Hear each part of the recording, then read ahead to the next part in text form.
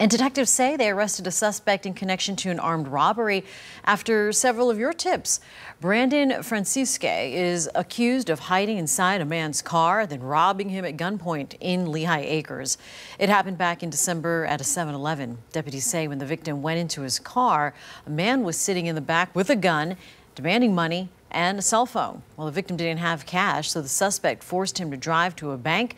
Then he ordered the victim to drop him off. Francisque is charged with robbery with a firearm, false imprisonment, and grand theft. Tonight, we're learning the former principal at Manatee Middle School in Collier County, who was suddenly removed from the job last year, is now reinstated. Pamela Vicarius was removed from her post back in January of 2018 when Four in Your Corner asked the Collier County School District why they wouldn't comment. Well, her supporters were so concerned they actually started an online petition to try to get her reinstated. According to a federal document, she was just reinstated in January of 2019. Well, tomorrow, Southwest Florida is expecting a very high-profile visitor in the area. According to the Federal Aviation Administration, or FAA, there are flight restrictions in place on Sanibel tomorrow afternoon until Sunday. That means nobody can operate an aircraft over or in that vicinity because of a visit by the vice president or other public figures. Well, last month, Vice President Mike Pence and his wife Karen were in Sanibel for a vacation. We've got a little video. They went to Sanibel Community Church for Easter service. A doctor being hailed as a hero tonight and paying the price for it, recovering after being shot in the neck while trying to take down a shooter inside that VA medical center in Riviera Beach. The suspected gunman is now facing federal charges. Ryan Hughes from our sister station was inside that courtroom today for the suspect's first appearance. Exclusive video shows the van 59-year-old Larry Bond was in as he left federal court in West Palm Beach after being denied bond.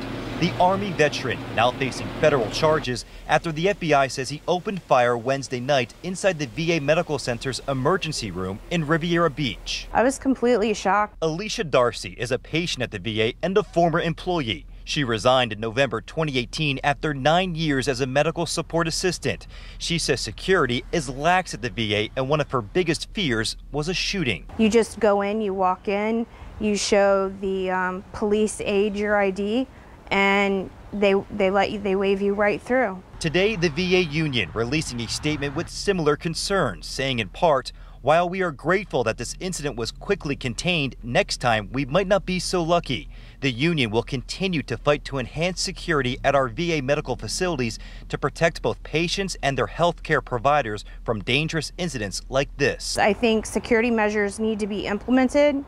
I think more mental health staff needs to be provided after hours. The FBI says Bond arrived at the ER in the morning for treatment, but at 6:30, he pulled out a handgun and fired 3 shots. Court documents say a doctor distracted Bond, and as he struggled to disarm him, his ear was grazed by a bullet and he was shot in the neck. I think that's heroic. I mean, very few people will do that. It's very precious. The judge requested a report for a mental evaluation, and Bond is expected to be back in court next Thursday. If convicted, he could face up to 20 years in federal prison. Happening right now on Fox 4 News at 6, the Unity in the Community candle lighting going on. This is the 9th year for this community prayer service, and we're showing it to you live right now on Fox 4 News at 6. The Lee County Sheriff's Office gathering there, along with members of the Dunbar community and people throughout Lee County and Southwest Florida. Now, this is a candlelight vigil. It starts on High Street.